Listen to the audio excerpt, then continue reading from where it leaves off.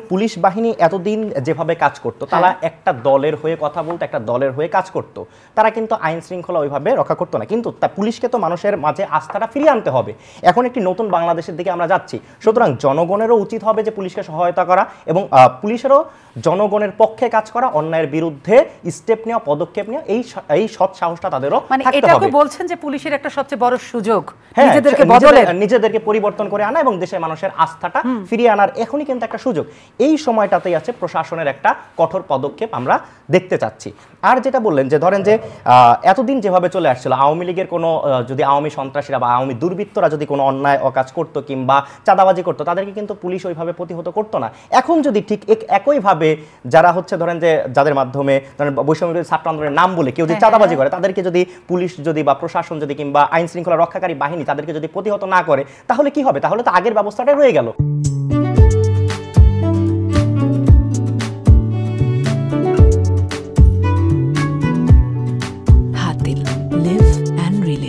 আমরা চাচ্ছি প্রশাসন এই ব্যাপারটা কঠোর হস্তে দমন করুক এবং প্রশাসন কঠোরভাবে নিয়ন্ত্রণ করুক, যাতে কেউই অন্যায় কোনো কাজ না করতে পারে, কেউ যাতে আইন শৃঙ্খলা ভঙ্গ না করতে পারে।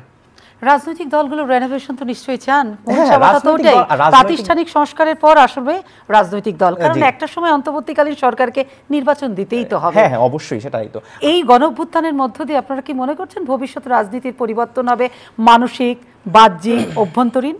দেখুন, এখন আমি যেটা বলতে চাই যে পুরনো যে রাজনৈতিক চিন্তা ভাবনা আছে, একটা আধিপত্য বিস্তারের চিন্তা ভাবনা কিংবা দখলদারিত্বের চিন্তা ভাবনা যেটা আছে অনেক রাজনৈতিক দলগুলোর মধ্যে, এই ব্যাপারটা রয়ে গেছে।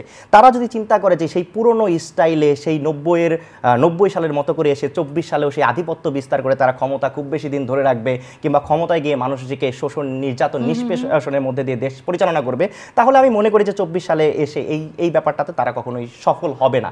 এবং দেখুন, একটি ফ্যাসিস্ট মানে আওয়ামী ফ্যাসিস্টের মতো একটি সরকারকে বাংলাদেশের ছাত্র জনতা ক্ষমতাচ্যুত করতে পেরেছে। সুতরাং ছাত্র জনতা কিন্তু যদি তারা পরিবর্তন না হয়, তো যদি তারা তাদের সেই আধিপত্য বিস্তারের চিন্তাভাবনা পরিবর্তন না করে তারা যদি সেইভাবেই যদি আবার ক্ষমতা দখলের চিন্তাভাবনা করে, তাহলে আমি মনে করবো সেটা তাদের ভুল সিদ্ধান্ত হবে এবং তারা জনবিচ্ছিন্ন হয়ে পড়বে।